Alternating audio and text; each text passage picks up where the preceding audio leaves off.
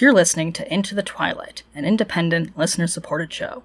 Subscribe at patreon.com/intothetwilight for monthly bonus episodes, weekly shoutouts, a Patreon-only book club, and more. Thanks for support, and now, on with the show. Now tuning in to Earbud Media. Audio for everyone.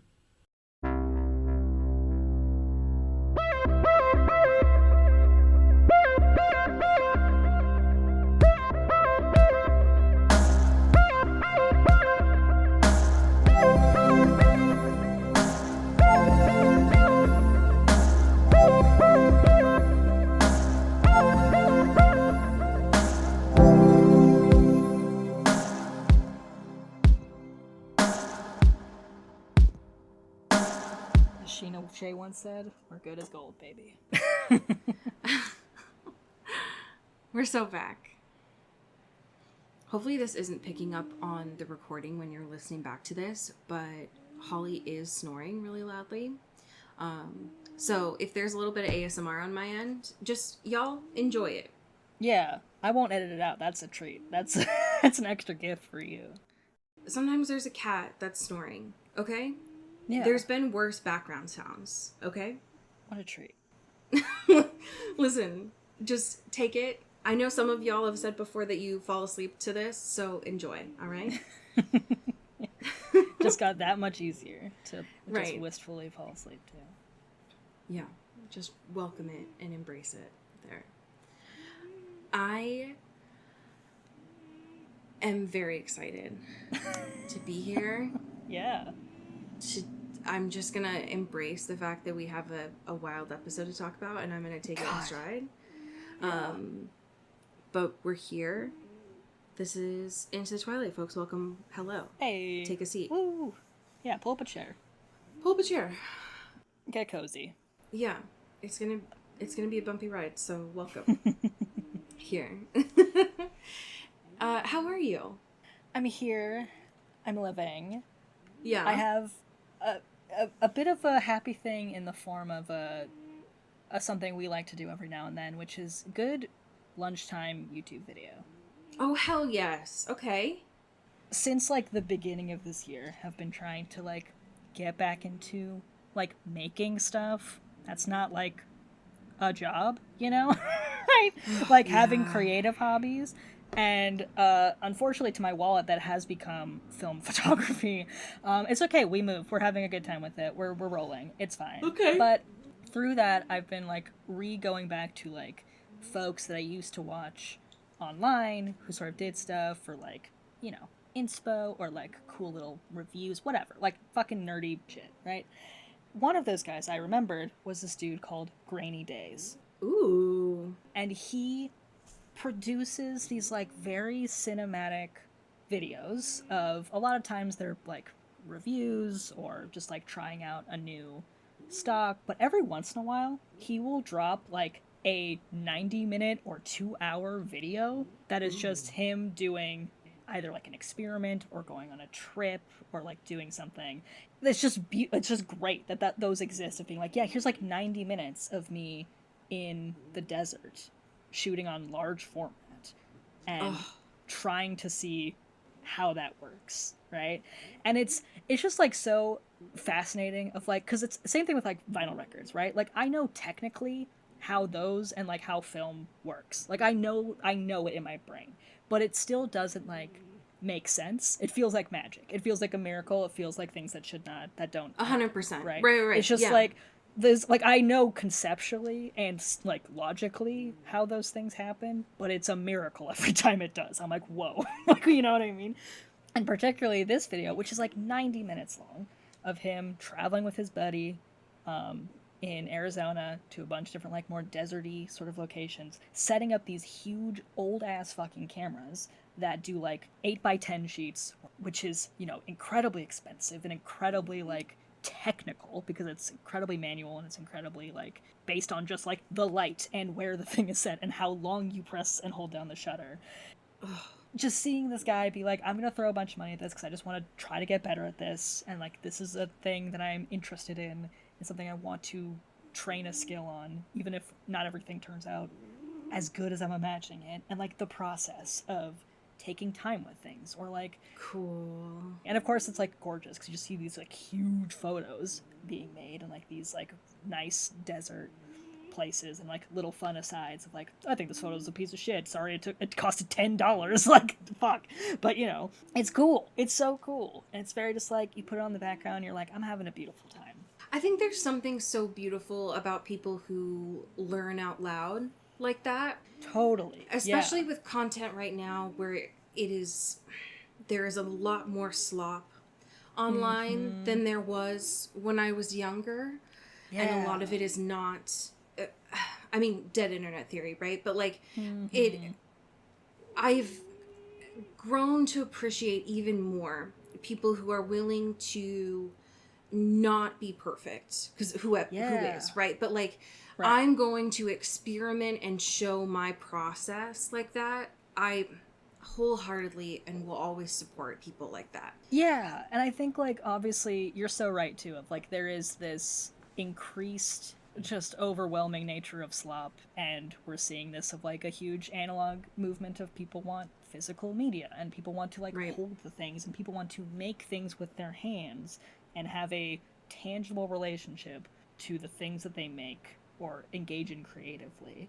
And it's just so fucking sick to be like, yeah, dude, you can make something out of a camera that's like 100 years old and doesn't have batteries because it's 100 years old, and like you can just use the sun and use time and like expensive stuff, but also like make something into something with your hands and like the nature of like physics and science. It's nuts. It is so nice to know that there are people who engage with the community like this, who are willing to be open with their learning. Totally. Yeah. Because not only is it a skill to do that, but I think more now than ever in my life, I will gravitate towards stuff. I mean, this is obviously well done. I'm looking at it right now. Yeah. But I, more than usual, am gravitating towards stuff that's a little bit more lo-fi.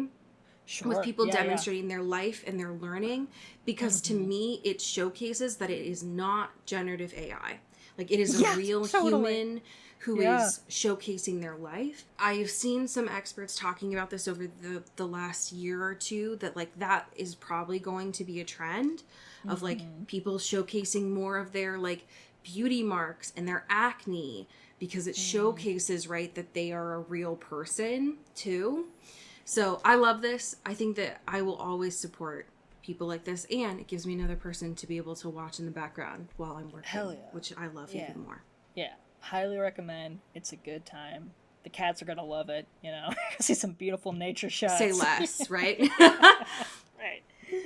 Yeah, this is my truth. How are you doing, my dude? Now I'm thinking a lot about photography. I have a product as my happy thing this week. And I want to make it very clear, as always, that like this is not sponsored, but holy shit, I would love if it is. Sure. This is something that I have had in my bookmarks to think about purchasing for a couple of months now, and I finally bit the bullet and did it. And holy fuck, I have told so many people about it this week because it has brought me so much joy. Y'all know I love fidgets. Yeah, for sure. This is a fidget from the company Little Ouchies. And it has gone everywhere with me this week. I cannot let it go. It is, if I could make it attached to me, I would. It is one of the best fidgets I've ever used. I have talked about this before, that I have struggled for a long time with like pulling out my hair and picking my skin. And the reason why these products were made was specifically for pain stimulation. The guy who made them specifically for his wife, and realized like, oh, this is something that other people would want too. So it almost looks like a chapstick for the size, but the outside of it almost looks like an acupuncture mat, where it has these little like ribbed edges, and it has helped me so much this past week with not going to my usual methods of stimming, which I don't like doing. Like, Yeah. I don't like doing, but our pain stims, it doesn't hurt at all, but it's just enough to like keep me grounded in meetings and stuff. And one, I think it's really cute the way that this company was founded. But I've been telling a lot of other people that I know who are neurodiverse about it. If you're realizing that like some of your other fidgets are good, but maybe aren't feeling that need to try it out. Because holy shit, to make such an immediate difference of not doing something that I've struggled with since middle school, that's very nice. Yeah. It's very nice to not keep biting at my lip or picking at scabs, as satisfying as that might have been for a while. And it's cool. It's not a shape or like a texture of like, you know, like you're saying, like the sort of like pain mat kind of stuff that I would expect or usually see, I guess, with like fidgets that are sort of out there in the wild. It's like, it's a lot of buttons. It's a lot of like popping and... Exactly, right? And this feels like such a hole in the market of like something that would actually be like, oh yeah, especially if you have inclinations to be picking or like any sort of thing like that, that could offset a lot of that just intrinsically while also being like stimulating and stuff in all those ways. Yeah. That's fucking sick. That's cool. It's cool as fuck. It is. It's very cool. I would imagine there are probably other uses, you know, if you are someone who, they mention this on their website too, that like, I would imagine that if you also struggle with like self-harm, that would probably fit that need too.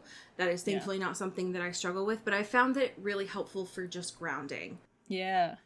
Which is what that is, right? Like, it has been very nice to just divert that in a way that, when, you know, when I look at my bowl of fidgets, I don't have anything like this. Yeah, right. And for the like $5 or whatever it was, holy shit.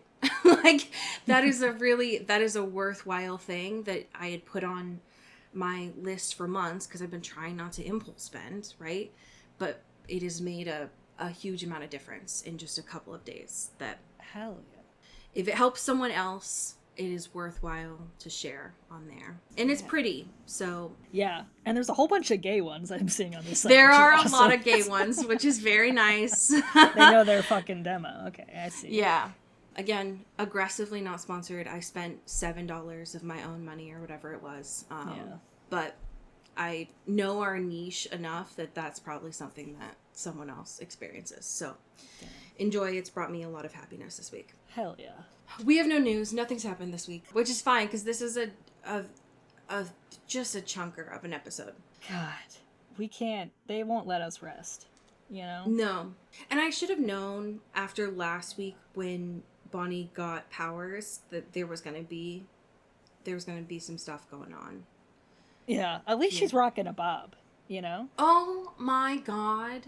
She looks so good. She looks so good. Listen, she's alive, technically. She is back on this mortal plane.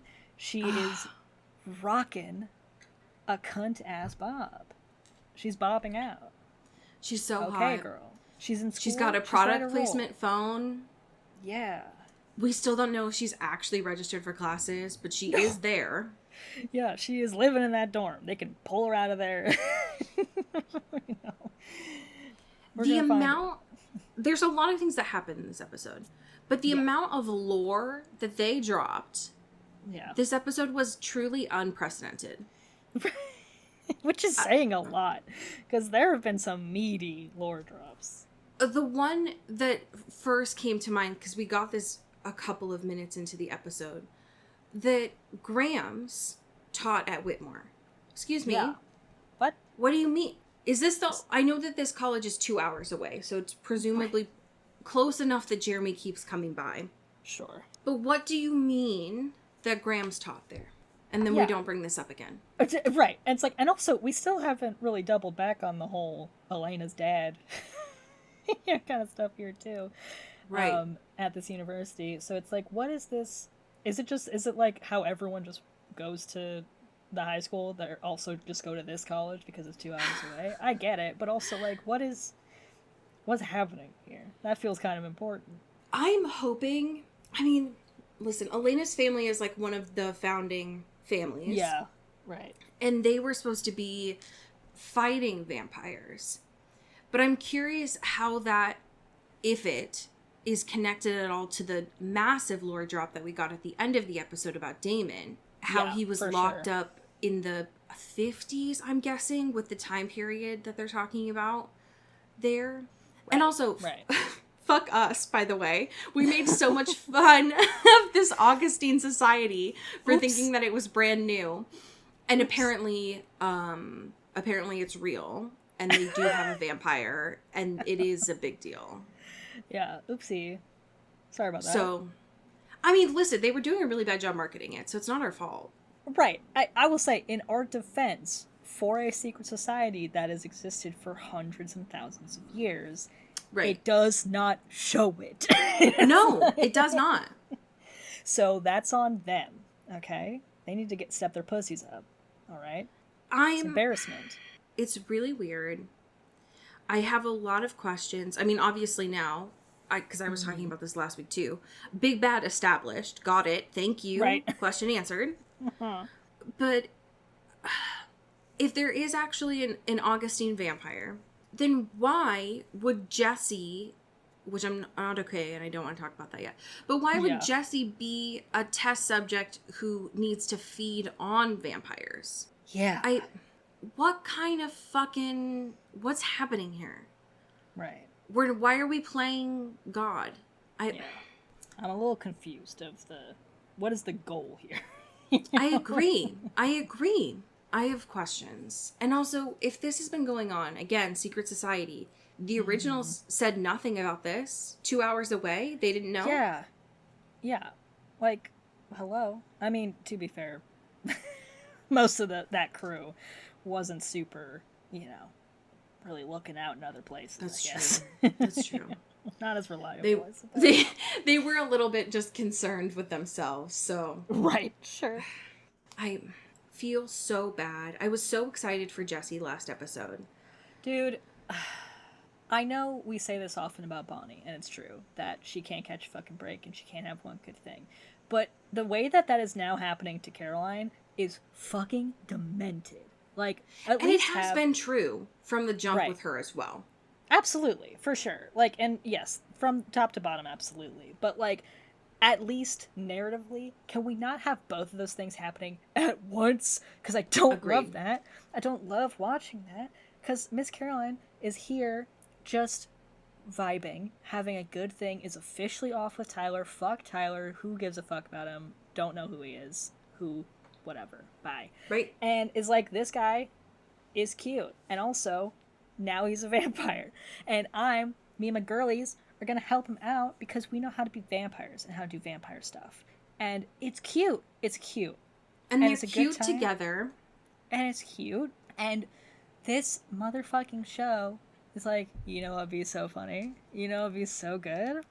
If we make it so he is fucking bloodthirsty for vampire blood and tries to get Damon. Hate it. So much so that Elena stakes him in the back rather than any other form of getting him. You're also a vampire. You know what I mean? Like, I understand that it's different of, like, vampire who is now anti, like, with the blood stuff. Like, I get it. It's, like, a different level that we're operating with. But, like, you guys have fought bigger battles before than getting a guy off of your boyfriend so he doesn't kill him. Like, there are other routes we could have taken here. And you just stake him? Him? It was sick and twisted. I 100% agree.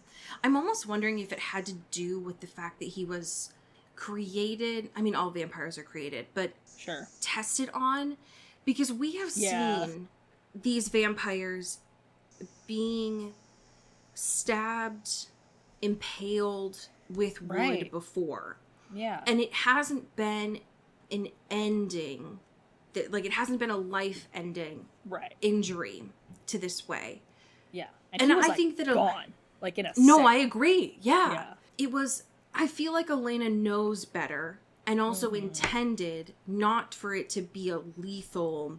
Yeah. Like, she could have done it in abdomen, in leg, to Sure. not... to Yeah, just disarm kind him of in some divert. way, Right, yeah. 100%. But he immediately went gray, which is wild. So I was very sad because when I like Jesse, I think he had enough wherewithal, even though he's still newborn-ish, he had enough wherewithal to be disarmed and be like, chill, right? Yeah. But it felt weird how quickly he died in that moment. Yeah, that's true. But I agree with you. I think if Caroline decided to snap, like to turn off her humanity, I think that she would be in the right. She has gone through a lot of stuff. She is long overdue. Like, how many times has Stefan been able to, like, not have his emotions, not have his memories, not have any connection to humans and people around him? And Caroline just has to be on all the time. Give her a fucking break. Give her a moment of her not just being on the dark side. Fuck it. She's long overdue.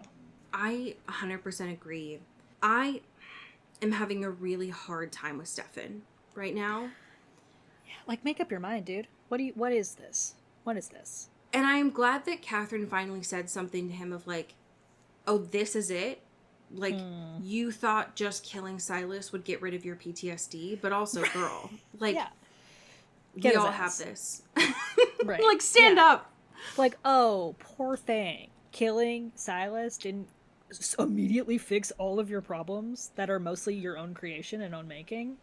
Fuck, dude, that sucks. Grow up.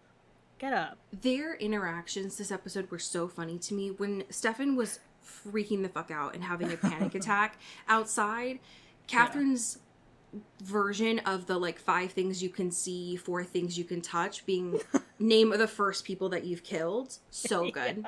That's really funny. It's so good.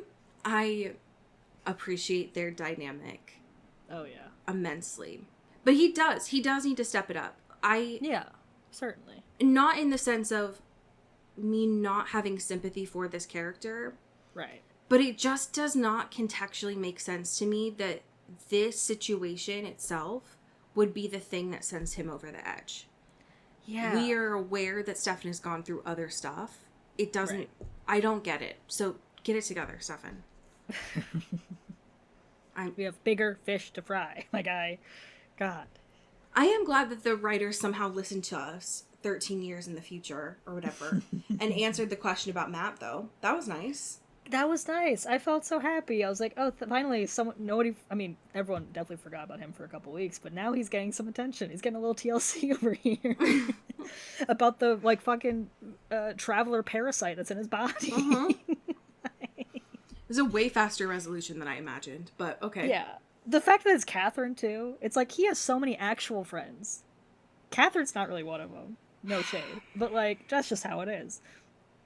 But the fact that it's like, oh, that's my daughter, sorry, whoopsie, long story, whatever, is like, God, nobody's out here for Matt. Nobody's out here. No.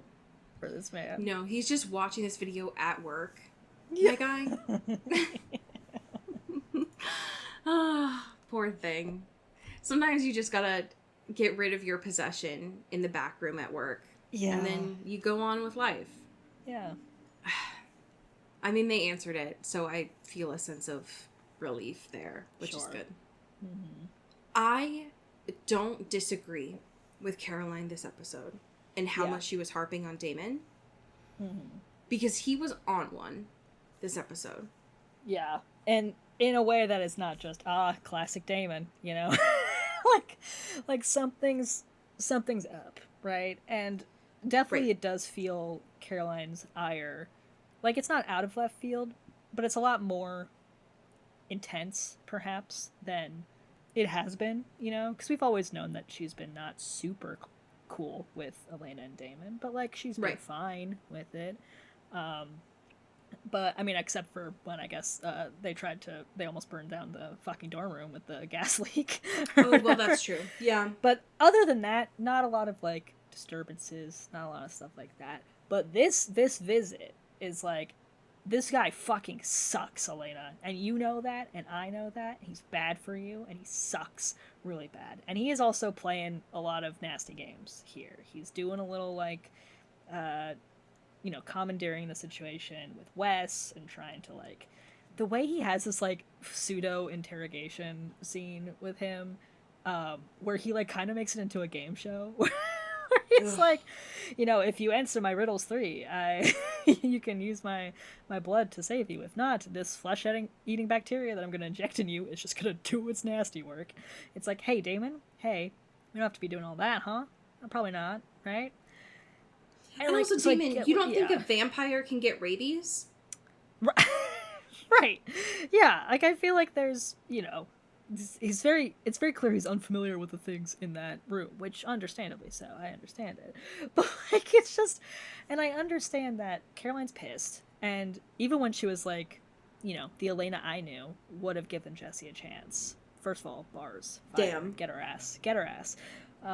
And, insinuating that she is just aloof and not really there and not seeing what Damon is doing. Is she wrong? No. No, because they are very Heidi and Spencer right now. Yes, absolutely. That's what's going on, for sure. It is important for her to say something, and I'm glad that she was like, as long as we're best friends, I will keep calling you out on this. Yeah. And You're right to do that. Yeah. Because it's weird. It's a weird thing that your boyfriend, instead of being with you at this party, is torturing this doctor. Right.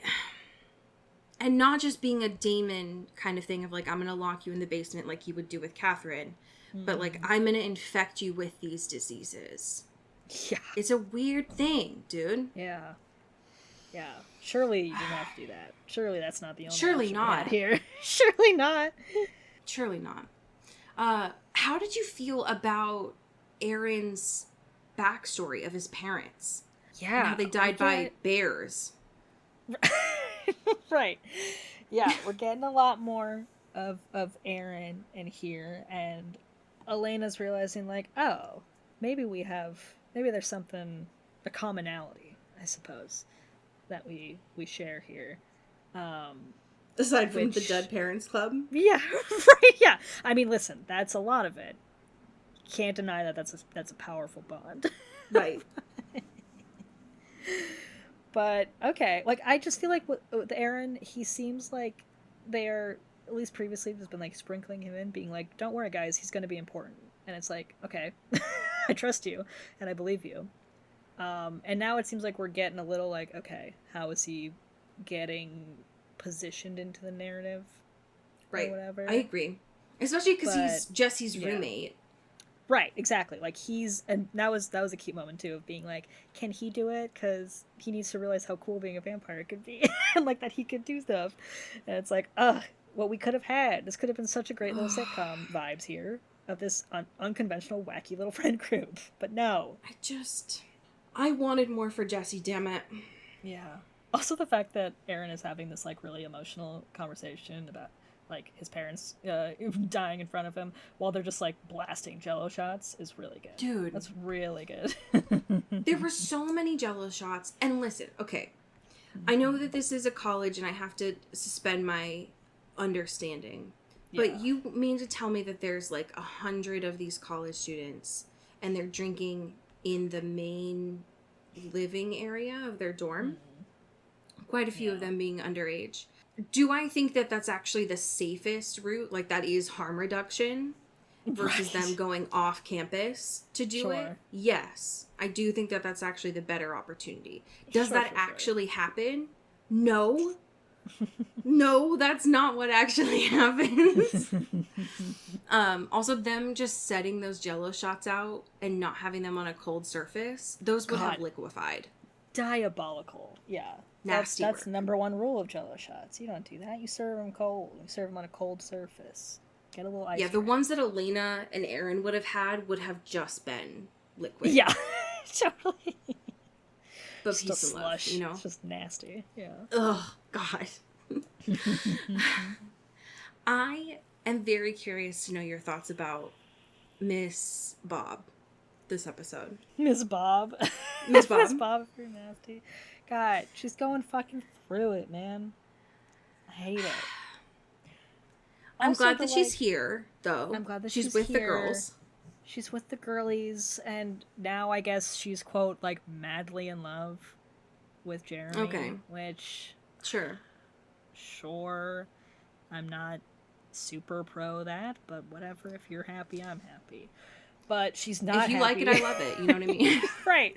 But this whole thing, we were talking about this last week, too, of, like, she was ready.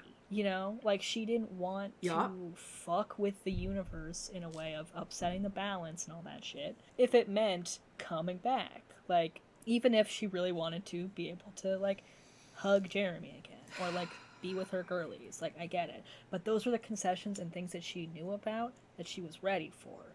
And Correct. now, she has to be, like, the revolving door of every fucking supernatural creature that dies and feel that pain intensely. And there at least was a tiny bit of reprieve in that storyline, because this poor old woman I loved her. It was passing through, and it's like, hey, no rush, but whenever you're free, it is my time. I am gonna just start chilling in this fucking college party, and just walk around the hallways, you know?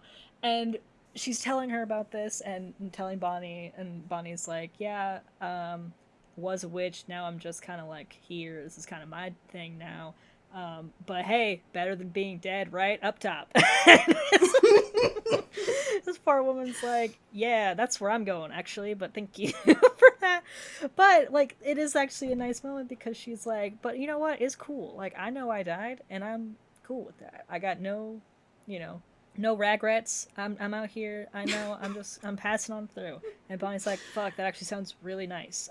Cool. Come on through, ma'am. Thank you for coming to my elevator into hell or heaven or whatever. Rips her ticket in half and is like, have a great old time. Right.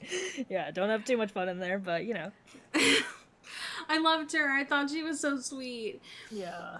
It's weird that Jeremy could not see her, though.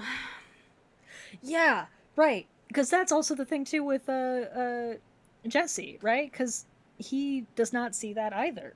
I know at first, so that first, they weren't ghosts yet, right? Oh, so I'm assuming that, like, yeah, at the first time, yeah.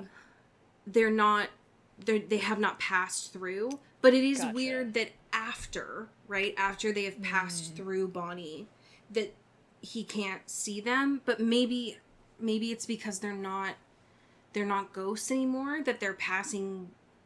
I don't.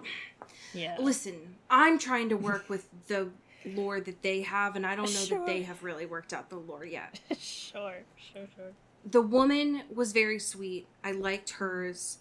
I think it is weird, and I've said this from the jump, I think it is weird that Jeremy is younger still. So while I am like, yes, this actor is hot and I am enjoying their sexy time, it's difficult because he's still in high school in this. Yeah. Would I have thought it was fine if I was watching it when the show actually aired? Probably. Sure. But, like, I probably wouldn't have thought, like, presumably, I don't know what year of college or school he's supposed to be in anymore. But, like, would I have thought that, like, 1 year difference or whatever was a big deal if I was watching this in 2013? Probably not. But now I'm not in high school, so, like, it's weird. So that's whatever.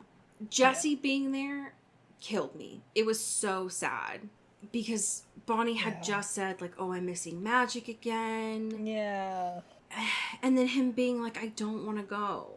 And that was such a big difference from that woman that we just saw who was embracing it. She was like, it was my time. This obviously doesn't feel good, but, like, I'm accepting it. But Jesse didn't have any agency throughout all of his process. So, of course, he doesn't want to go. Yeah. I feel so bad.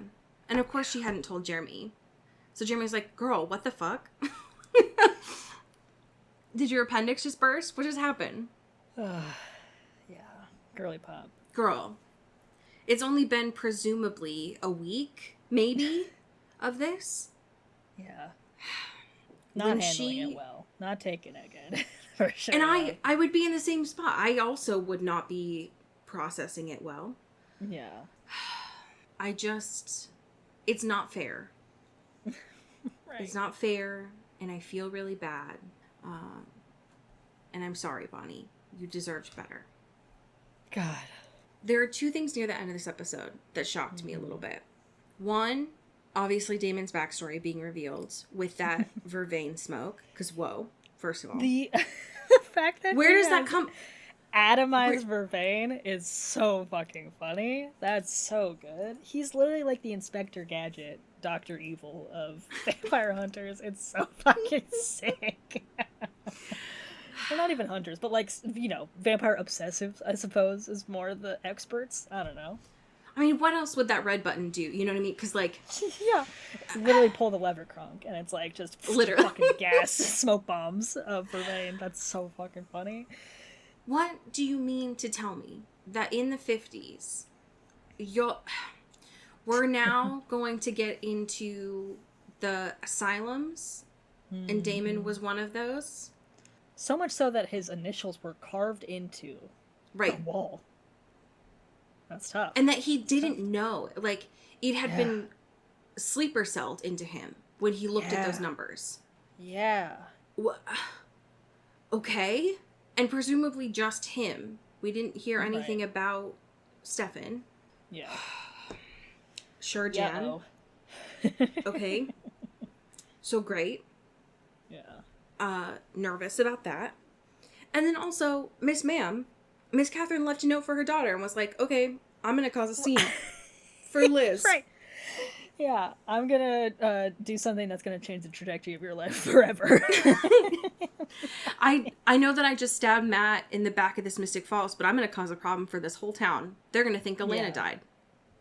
Yeah, no, literally. Like, she's playing such a dangerous game by looking, you know, exactly like Elena here, and also being, like, cosplaying her at school sometimes, and then sometimes not. And it's like, I love the drama and theatrics of being, like, farewell. Like, I'm going on the clock tower, and this is it. Like, I'm out of here. Which is, like, it's not funny. It's, like, it's a sad thing. But it is in the way that Catherine is describing it, of being like, I, you know, faced my problems for so many, like, everyone was always chasing me, and I was always under threat, and I was always like, you know, I would face them head on, and I'm not a quitter, I don't, like, leave or run away from my problems. And so now I'm doing the secret third thing, which is offing myself, or trying to, on this glamorous clock tower, and see what happens. And even when, like, Stefan saves her and stuff, and, you know, it seems like he was cutting a little close, mind you. Like, she was pretty close to the ground at that point. I think he was just waiting. He was like, well... Yeah. Let's he just wanted see to what make happens. it just, like, a little special. Yeah, it's like, is she gonna do it? You know? Is she gonna jump? But even when she, like, says that to Damon, he's like, I'm trying to follow you here in the logic, but it does feel like what you just tried to do was, in fact, running away from your problems. Which is fine, you're allowed to do that, but, like, let's be real about what we're doing here. It's like, this is not just, like, another level of, you have two forks in the road, and also the secret third fork, which is totally different from one of the other two, and it's like, I don't know about that one. Sure. Which, in the context of this show, him being like, you're Catherine Pierce, suck it up, very funny. But I have heard... It's like, look who's talking, motherfucker. Hello. You? I've heard so many high school mental health counselors say that about... Yeah. So... It's not funny in that context. But in this context, you know, it's like the pot calling the kettle black. Dude, you know what I mean? I'd be so pissed if I was Catherine getting the stern talking to of there's more to life and you can do this and don't pussy out and don't be a quitter from Stefan Salvatore. I'd be fuming. I'd be fuming. From this motherfucker? Okay. Yeah. Sure. Okay. All right, Catherine's gonna go get a rose tattoo too. All right, great. No, it's, I mean, listen, Catherine's rapidly dying right now to catch up for 500 years. She just found out that the travelers are after her for presumably no reason other than they can. And she looks they're just like, thought it'd be fun. That'd be pretty cool. Yeah, that she looks like Amara, I guess. And it's a doppelganger thing. And she's like, you know what? Fuck it. but Catherine lives again. So, okay, Yeah. girl. We'll get it. And someone's got to figure out this aging situation, because if you're going to keep saving her and stuff from trying not to die, maybe we should care about Catherine and what's going on with her. Yeah, at least get her on like a multivitamin or something. Yeah, like, I don't know, something. Like, it's just, if you're going to string her along and keep her here, maybe try to make sure the quality of living is up to snuff, you know? Well, just from the logic of the last few episodes, when she ate a mini sandwich and her tooth fell out, I would have thought that the impact of Stefan catching her, she would have broken a bone or something. Totally.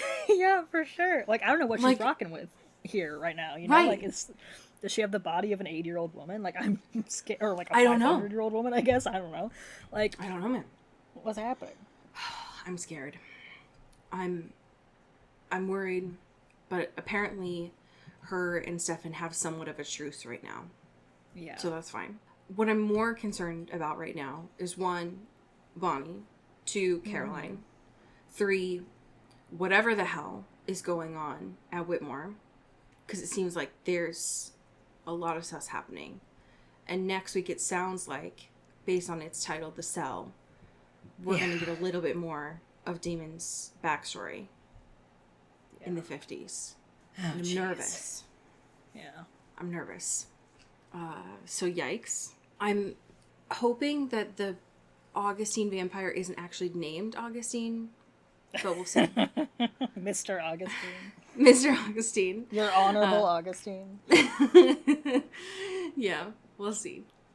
We have some amazing patrons to thank. Would you like to start us off? Absolutely. Thank you to Greg Lautner. Ooh, thank you to April Dobrev. Ooh, shout out to Sean Salvatore. Ooh, thank you to Megan Pattinson. Ooh, thank you to Katya Karp.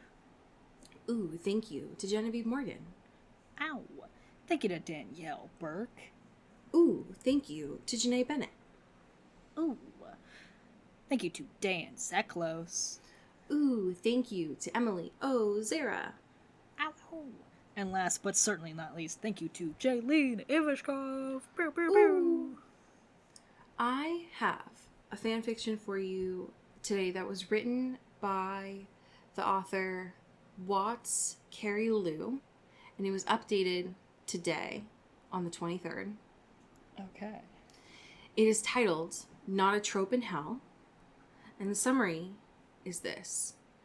Damon Salvatore doesn't believe in romance, especially not the type of romance that novelist Elena Gilbert writes about. Stalkers, bodyguards, office rivals, police. Determined to prove to her that cheesy tropes aren't the way to a woman's heart, he acts out everything she's written, but will he lose his own heart in the process? And it is over 120,000 words. Damn. Okay. So if you are looking for a little bit of tropes, please enjoy. Yeah. Hell yeah. One of the tags that I see here is Damon Salvatore is a little shit. So they know him well, it sounds like. Damn. I am very excited to go watch this beautiful video about Kodak. Yeah. Folks, please go tell your friends about the show. Tell your family about the show. Write it on a sky plane. Yes. If you have access to those. And we have a bonus episode coming out that I'm very excited for you all to enjoy. As we say here in the Pacific Northwest, Get bit. ooh. Ow. You've been listening to Into the Twilight, an independent production by Earbud Media. You can support the show by subscribing to our Patreon at patreon.com/intothetwilight, or rate and review us on your favorite podcast app. You can send us a backstory or a fanfiction at intothetwilightshow@gmail.com. Our music is by Eli Krause, and our art is by Maddie Padilla. You can find me on Twitter at Cody Corral and Allie at Many Are the Stars. Thanks for listening.